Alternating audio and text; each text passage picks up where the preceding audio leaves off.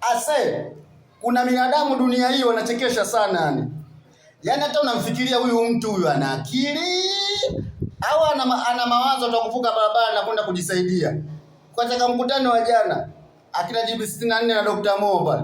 Kuna kinega mmoja pale katoka mbele za mwandishi wa habari. Eti asema Mo nampa masaa 72 tu timu waachie. Kinega mmoja wewe. Wewe unajielewa? Baba yako kachangia shilingi ngapi pale Simba bwana? Au wewe kwenye akaunti yako hata 10,000 una. Alafu unatoka mbele eti nimeona nampa masaa 72. Yaani kama watu kama wewe mingi kwa na bastola. Nishamwaga shaba ya ubongo. Watu milioni 50 ukifa wewe una kazi gani? Utatia hasara nini?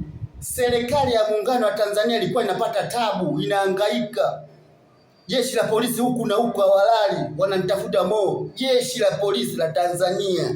Mo kateko, watu wanamtafuta. Watu wa misikitini wanakesha, makanisani wanakesha. Afrika imesimama, dunia imesimama. Unajua Mo duniani tajiri namba ngapi? 16 yule. Alafu unatoka kinega mmoja tunafika nyoka namwambia Mo ametema ati unajua Mo katoa shilingi ngapi mpaka simu imesimama, Simba imesimama pale sasa hivi hapo. Kinega mmoja unajua Mpanzo alipo shilingi ngapi?